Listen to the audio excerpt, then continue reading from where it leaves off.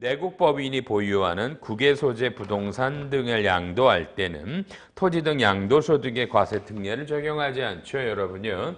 여러분이 한국의 A라는 법인이면 우리나라에서 뭐예요? 비사업용 토지나 그죠? 주택이라고 부르죠. 그죠? 비사업용 토지나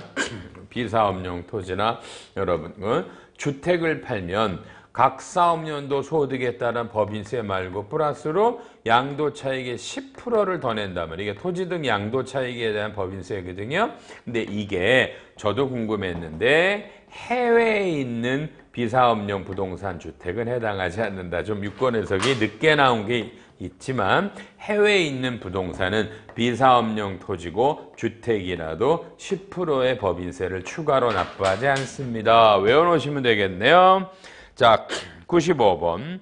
95번은 스탁 옵션에 그냥 무심코 읽을게요. 발행 주식 총수의 10% 범위 내에서 부여한 스탁 옵션의 행사 시 행사 가액과 행사 당시의 시가차익을 현금으로 지급을 할 때 선금을 허용합니다. 이런 게 있어요. 근데 이때 발행 주식 총수의 10% 범위니까 10%가 넘어가면 안 되는데 이 조항이 나온 게 2009년 1월 1일이거든요.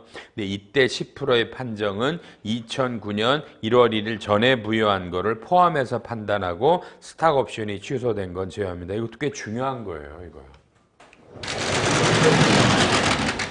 자, 우리가 스탁 옵션을 모르시는 분은 없잖아요. 그렇죠?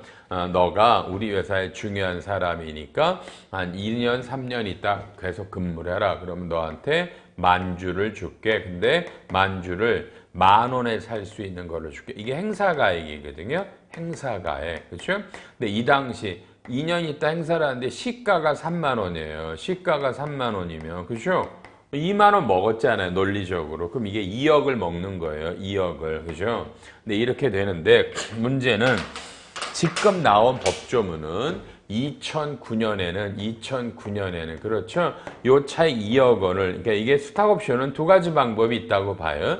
이 법인이 주식을 증자해서 이 사람한테 교부하는 방법도 있고요. 10,000주를 신주 증자해 주는 경우 있고요. 이때는 자기 주식을 주는 경우도 포함이 되고요. 그 다음에 요 차익을 현금으로 지급하는 방법도 있어요. 그럼 이거는 현금으로 지급을 한 거니까 이거는 손금이란 말이에요. 사실은 지금 현재는 요 주식을 증자해서 줄 때 요 논리적으로 2억도 세무조정으로 손금 산입이 되고요.